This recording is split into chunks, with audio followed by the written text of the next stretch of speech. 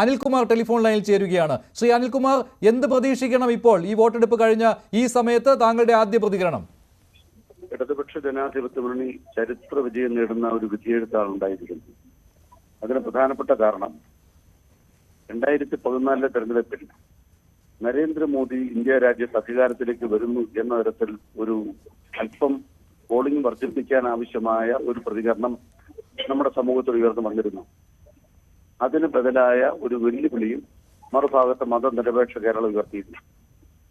2019 എത്തിയപ്പോൾ രാഹുൽ ഗാന്ധി കേരളത്തിലെത്തിയതോടുകൂടി മോദിക്കെതിരായ ഒരു പ്രധാനമന്ത്രി സ്ഥാനാർത്ഥിയുടെ സംസ്ഥാനം എന്നൊരു വികാരം കേരളത്തിലുണ്ടായി. ഈ തെരഞ്ഞെടുപ്പിൽ കാര്യങ്ങൾ വളരെ വ്യക്തമാണ്. BJP ഒരു സീറ്റിൽ പോലും ജയിക്കാൻ പോകുന്നില്ല. പിന്നെ മത്സരിക്കുന്ന രണ്ട് മുന്നണികളിൽ UDFന്റെ വോട്ടർമാരിൽ കടുത്ത നിസ്സംഗത പ്രകടമായി. UDFൽ വിശ്വസിച്ചിരുന്ന ഒരു ഭാഗം ആളുകൾ UDF വിട്ടു. UDFൽ വിശ്വാസം നിലനിർത്തുന്നവർ പോലും ബൂത്തിലെത്തി UDFന്റെ അനുകൂലമായി വോട്ട് രേഖപ്പെടുത്താൻ തയ്യാറായിട്ടില്ല. അല്ല, അതെന്ത് കാരണം? 2019 നിന്ന് വ്യത്യസ്തമായി എന്ത് കാരണമാണ് ശ്രീ അനിൽകുമാർ അങ്ങനെ സംഭവിച്ചത്? ഇവിടെ പങ്കെടുക്കുന്ന GV ഹരി അദ്ദേഹം പറഞ്ഞത് ന്യൂനപക്ഷ വോട്ടുകൾ ഇൻടാക്റ്റ് ആയിരുന്നു, അത് പ്രത്യേകിച്ച് തീരമേഖലകളിൽ പ്രകടമായിരുന്നു എന്നാണ്. അതിൽ നിന്ന് വ്യത്യസ്തമായി എന്താണ് സംഭവിച്ചിട്ടുള്ളത്? പത്തനംതിട്ട ജില്ലയിലാണ് ഏറ്റവും കുറവ് പോളിംഗ്. പത്തനംതിട്ട മണ്ഡലത്തിലെ പോളിംഗ് കുറഞ്ഞ എന്തിനായ പറയാനുള്ളത്. കേരളത്തിലാകമാനം ഏതാണ്ട് 8% പോളിംഗ് കുറയുമെന്നാണ് കണക്കാക്കിയിരിക്കുന്നത്. അതിനർത്ഥം എന്താണ്? കഴിഞ്ഞ തെരഞ്ഞെടുപ്പിലുണ്ടായ 10-16 ലക്ഷത്തോളം വോട്ടുകൾ പെട്ടിയിലില്ല. അത് LDFനെതിരായി അല്ലെങ്കിൽ രാഹുൽ ഗാന്ധിക്ക് അനുകൂലമായി രൂപപ്പെടുത്താൻ കഴിഞ്ഞ UDF അനുകൂലമായിട്ട് തരംഗം ഇന്ന് പ്രത്യക്ഷമല്ല. UDF കേന്ദ്രങ്ങളിലാണ് വോട്ടിംഗ് കുറഞ്ഞത് എന്നുള്ളത് ഓരോ മണ്ഡലം എടുത്ത് നോക്കിയാൽ തിരിച്ചറിയാനാവും. ഞാൻ കോട്ടയത്താണുള്ളത്. കോട്ടയം മണ്ഡലത്തിലെ അനുഭവത്തിൽ നിന്നുകൊണ്ടാണ് ഞാൻ സംസാരിക്കുന്നത്. കഴിഞ്ഞ ലോക്സഭാ തെരഞ്ഞെടുപ്പിനേക്കാൾ ഏതാണ്ട് 1 ലക്ഷത്തിൽ താഴെ വോട്ടുകൾ ഇവിടെ കുറവുണ്ട്.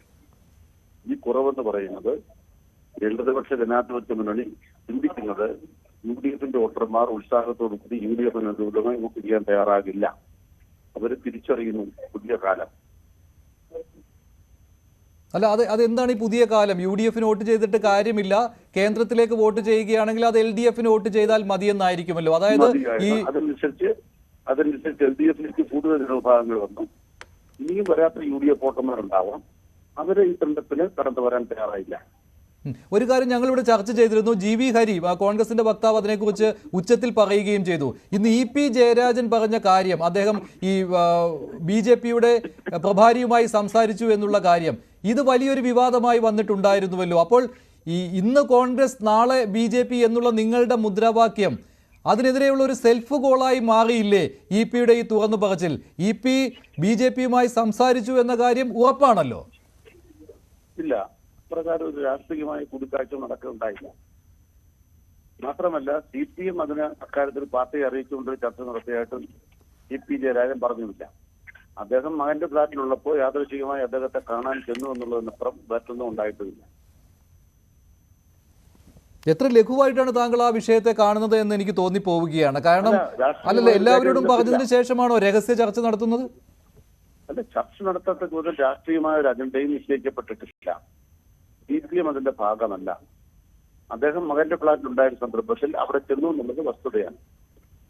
ഒരു രാഷ്ട്രീയമായ ചർച്ചയാണ് നടത്തുന്നതെങ്കിൽ CPMനെ സംബന്ധിച്ച് എങ്ങനെയാണ് കൈകാര്യം ചെയ്യുന്നത് പാർട്ടിയുടെ ആഭ്യന്തര ജനാധിപത്യത്തിന്റെ ഭാഗമായിട്ട് അറിയാം. അതുകൊണ്ട് തന്നെ ഒരു ചർച്ചയും അക്കാര്യത്തിൽ ഉണ്ടായിട്ടില്ല. അത് EP തന്നെ വ്യക്തമാക്കിയിട്ടുണ്ട്. അല്ല, EP വ്യക്തമാക്കിയിട്ട് കാര്യമില്ലല്ലോ. ഇപ്പോൾ മുഖ്യമന്ത്രിക്ക് തന്നെ EPയെ തള്ളി പറയേണ്ടി വന്നു, ജാഗ്രത കുറവ് ഉണ്ടായിട്ടുണ്ട് എന്ന്. ജാഗ്രത കുറവ് എന്ന് പറയുന്നത് നിസ്സാര കാര്യമല്ലല്ലോ. ഇത് പാർട്ടിയെ തന്നെ ബാധിക്കുന്ന ഒരു കാര്യമാണല്ലോ തെരഞ്ഞെടുപ്പിൽ. എവിടേക്കും കെട്ടിക്കയറാൻ നടക്കുന്ന കുറെ ആളുകൾ ഹിമഗതുക്കളെ പോലെ BJP നേതാക്കന്മാർ വരും. അവരോടൊപ്പം നിൽക്കുന്ന ചില ആളുകൾ പെട്ടെന്ന് ചാടിക്കയറി വന്ന് ഒന്ന് കണ്ടിട്ട് പോകട്ടെ എന്ന് പറയുമ്പോൾ ചിലപ്പോൾ ആ സന്ദർഭത്തിൽ വേണ്ടതില്ല എന്ന് വിലക്കിയിട്ടുണ്ടാവില്ല. ആ വിലക്കാത്തതിനെ കുറിച്ചാണ് പറഞ്ഞത്. ശ്രദ്ധിക്കേണ്ടതായിരുന്നു. അത്രേ ഉള്ളൂ.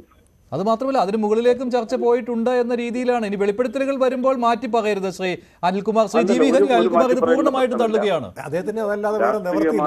രാഷ്ട്രീയമായ ഒരു സംഭാഷണം ഉണ്ടായിട്ടില്ല. രണ്ട്, രാഷ്ട്രീയമായ സംഭാഷണം ഉണ്ടാകാൻ CPMനും BJPയുടെയും പൊതുവായ ഒരു വിഷയങ്ങളും അവശേഷിക്കുന്നില്ല. ജാവദേക്കറുടെയോ അമിത്ഷയുടെയോ നരേന്ദ്രമോദിയുടെയോ ഒരു സൗജന്യം CPMന് വേണ്ട. അല്ല, അനിൽകുമാറിനെ പോലെയുള്ള നേതാക്കൾക്ക് വേണ്ടായിരിക്കും, പക്ഷേ ആവശ്യമുള്ള നേതാക്കൾ ഇവിടെയുണ്ട്. അങ്ങനെയാണെങ്കിൽ സുധാകരനെതിരെയും നിങ്ങൾ പറയുന്ന ഇത് തന്നെയാണ്. സുധാകരൻ പോയി ചർച്ച നടത്തി ബി.ജെ.പിയിലേക്ക് ചേരാൻ പോകുന്നു എന്നതിന്റെ തെളിവെന്താണ്? അതും ഇങ്ങനെയുള്ള ഈ ഊഹാപോഹങ്ങളും ഈ ഓരോ നേതാക്കളുടെ പറച്ചിലും മാത്രമല്ലേ ഉള്ളൂ? അല്ലല്ല, ബഹുമാനപ്പെട്ട കെ സുധാകരൻ വെളിപ്പെടുത്തിയ എന്താണ്? കേരളത്തിൽ ഓൾട്ടർനേറ്റീവ് ഉണ്ട്. മുമ്പ് LDF UDF മാത്രമേ ഉണ്ടായിരുന്നുള്ളൂ. ഇപ്പോൾ BJP കൂടി ഓൾട്ടർനേറ്റീവ് ആണ്. അത് അദ്ദേഹം വർക്ക് പ്രസിഡന്റ് ആയിരിക്കുമ്പോഴാണ് പറഞ്ഞത്. APC പ്രസിഡന്റ് ആക്കിയില്ലായിരുന്നെങ്കിൽ അദ്ദേഹം BJPയിൽ ചേരുമായിരുന്നു എന്ന വെളിപ്പെടുത്തലിനെ സാധൂകരിക്കുന്ന പ്രസ്താവനയാണത്. അങ്ങനെയാണെങ്കിൽ ഇവിടെ മത്സരം ബി.ജെ.പിയും LDF തമ്മിലാണ്. ബി.ജെ.പിയുടെ സ്ഥാനാർത്ഥികൾ മിടുക്കരാണ് എന്ന് EP പറഞ്ഞതോ? അതിനെയൊക്കെ നമ്മൾ അങ്ങോട്ട് കൊണ്ട് എത്തിക്കുകയാണെങ്കിൽ അങ്ങനെ പറയാം. പക്ഷേ സുധാകരൻ ഇവിടെ ഇളവ് നൽകുവാൻ നിങ്ങൾ ആഗ്രഹിക്കുന്നില്ല എങ്കിൽ EP-ക്കും ഇളവ് നൽകാൻ കഴിയുകയില്ല. അതല്ല, കേരളത്തിലെ ഏതെങ്കിലും 1-2 മണ്ഡലങ്ങളിലെ സ്ഥാനാർത്ഥികളുമായി ബന്ധപ്പെട്ട ചോദ്യം വന്നപ്പോൾ ആ ചോദ്യത്തോട് പ്രതികരിക്കുന്നത് രാഷ്ട്രീയമായ ചോദ്യത്തോടല്ല. ചില മണ്ഡലങ്ങളിൽ BJP മത്സരം സംഘടിപ്പിക്കും എന്നുള്ള വസ്തുതയല്ലേ. പക്ഷെ അത് 2ാം സ്ഥാനത്ത് പോലും ഉണ്ടാവില്ല എന്ന് ഉറപ്പാക്കലാണ് ഇടതുപക്ഷ നേതൃത്വം ചെയ്തിരിക്കുന്നത്. ഞങ്ങൾ ആ ജാഗ്രതയോടെ നിലപാട് സ്വീകരിച്ചിട്ടുണ്ട്. അല്ല, ഈ ബി.ജെ.പിയുടെ നിഴലിനെ പോലും ഭയക്കണം എന്ന നിലപാടുള്ള CPM, അതും അതിന്റെ മുതിർന്ന നേതാവായ LDF കൺവീനറായ EP ജയരാജൻ ബി.ജെ.പിയുമായിട്ട് രഹസ്യ ചർച്ച നടത്തുന്നു എന്നൊക്കെ പറയുമ്പോൾ ദഹിക്കാൻ ബുദ്ധിമുട്ടുള്ള കാര്യമാണ്. ശ്രീ അനിൽകുമാർ എത്ര ന്യായീകരണങ്ങൾ നിരത്തിയാലും വെറുതെ കയറിയപ്പോൾ ഒന്ന് ചായ കുടിക്കാൻ കയറിയതാണ്, ഊണ് കഴിക്കാൻ കയറിയതാണ് എന്നൊക്കെ പറഞ്ഞ് ലഘൂകരിക്കാൻ കഴിയുകയില്ല.